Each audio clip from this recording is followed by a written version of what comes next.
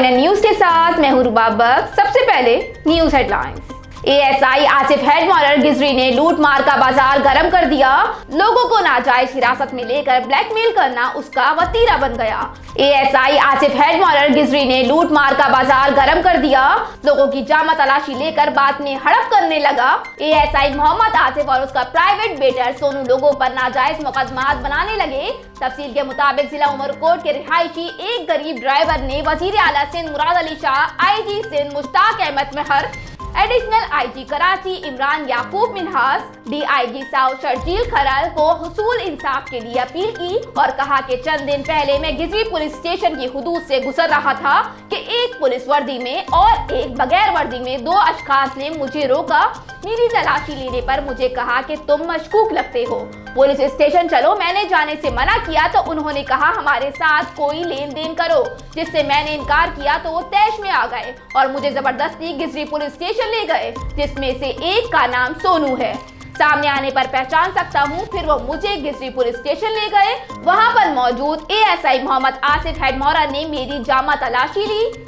मेरी जेब में 1,05,000 और कुछ कागजात थे। हेडमॉरर ने मुझे बिठा दिया और कहा कि तुम्हारी तफ्तीश होगी, तुम्हारी गाड़ी की भी तलाशी लेते हैं। पैसे तुम कहां से लाए हो? मैंने उसको बताया कि मैंने गाड़ी के टायर और रिम लेने हैं और भी कोई सामान लेना है, लेकिन वो ना माना और मुझ पर तशद्दुद करना शुरू कर दिया। मुझे कहा कि अगर ये रकम हमें दे दो तो हम तुम्हें छोड़ देते हैं। मैंने रकम देने से इनकार किया। मैंने कहा कि मैं कोई चोर डाकू नहीं हूँ।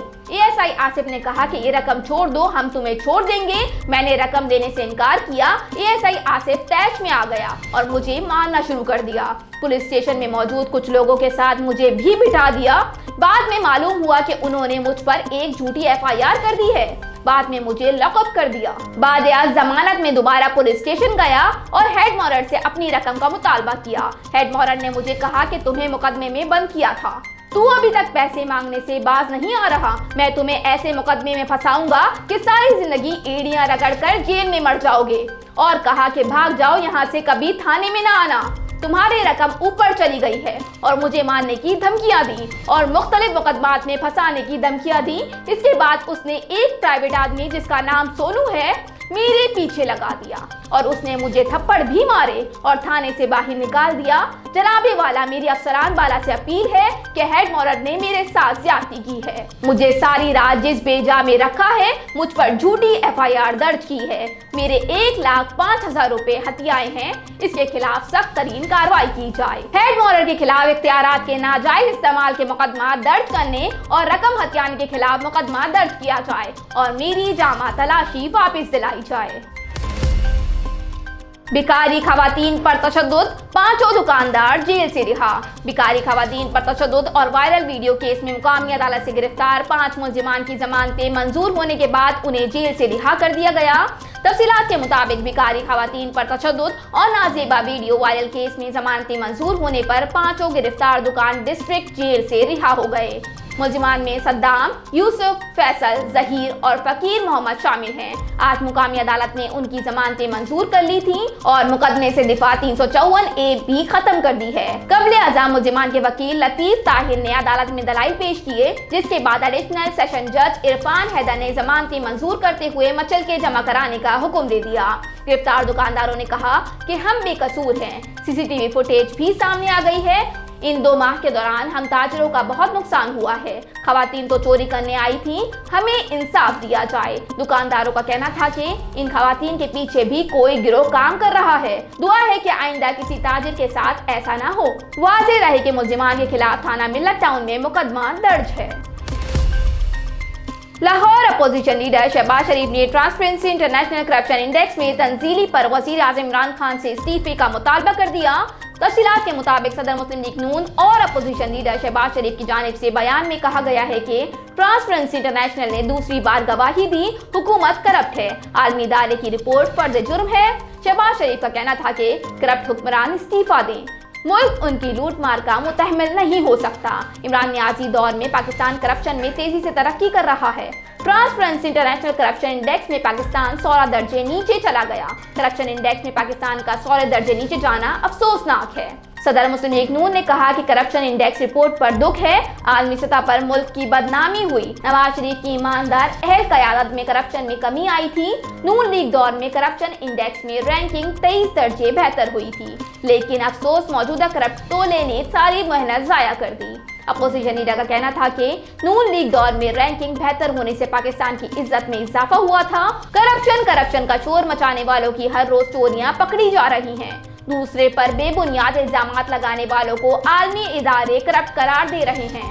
उन्होंने मजीद कहा कि 2019 से 2021 हर साल में पाकिस्तान में करप्शन बढ़ी है।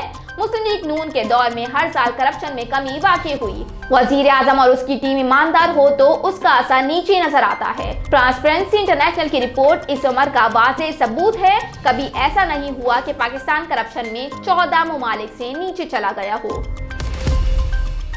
हेयर ड्रेसर्स दुकानों में वारदात करने वाले 2 मुल्जिमान गिरफ्तार। पुलिस ने हेयर ड्रेसर्स दुकानों में वारदात करने वाले 2 मुल्जिमान को गिरफ्तार कर लिया।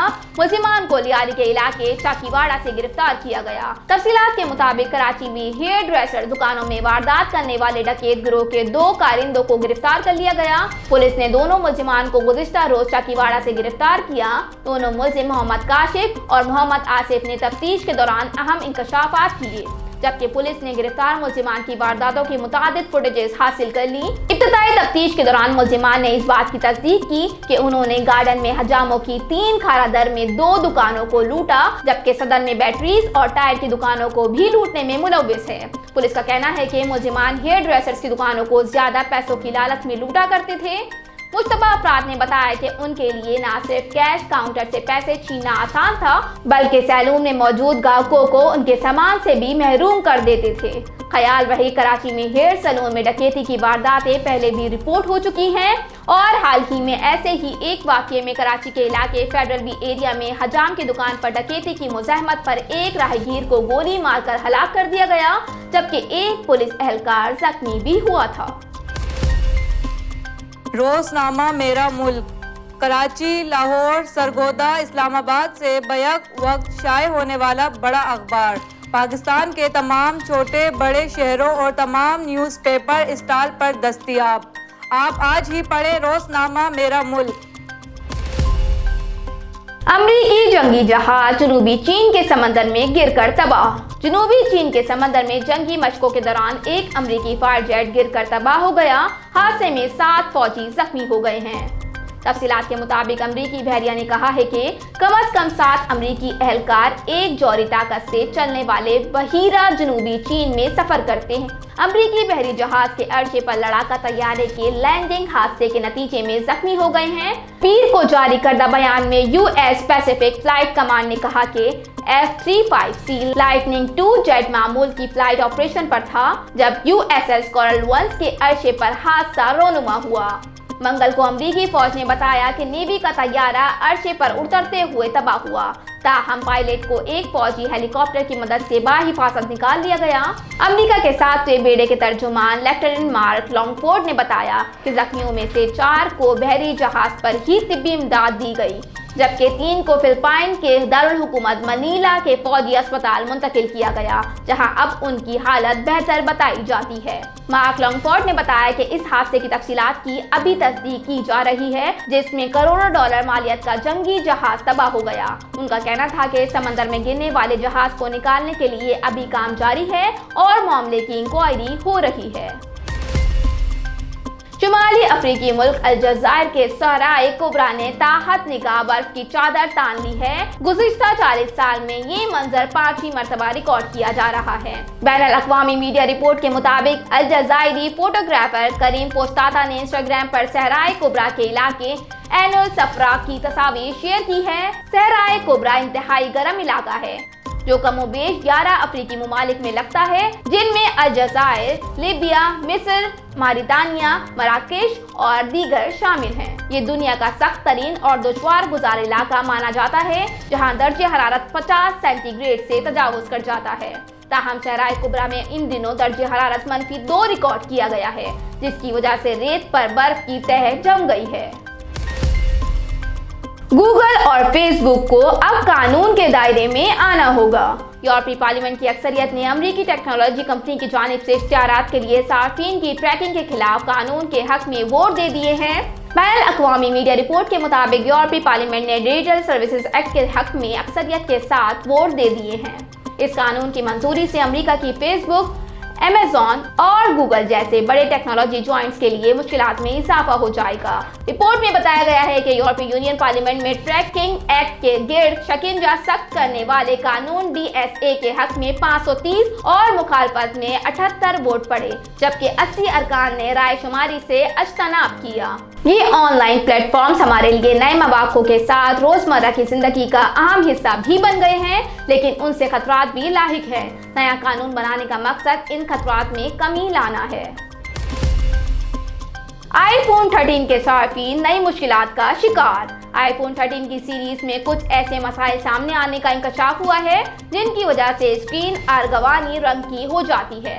NDTV की रिपोर्ट के मुताबिक ऐसे लोगों को जामनी या अर्गवानी स्क्रीन का सामना करना पड़ रहा है जो आईफोन 13 प्रो और प्रो मैक्स इस्तेमाल कर रहे हैं। मसले का शिकार होने वाले कुछ सार्फिन ने इसकी निशानदेही एप्पल की सपोर्ट कम्युनिटी फोरम पर की, जबकि बाज़ सार्फिन ने ऑनलाइन भी इसकी शिकायत मुतालिका कंपनी को पहुंचाई है। एप्पल कंपनी की जानिब से इस मसले को तस्लीम किया गया है और कहा गया है कि इसकी वजह से सॉफ्टवेयर बुग है।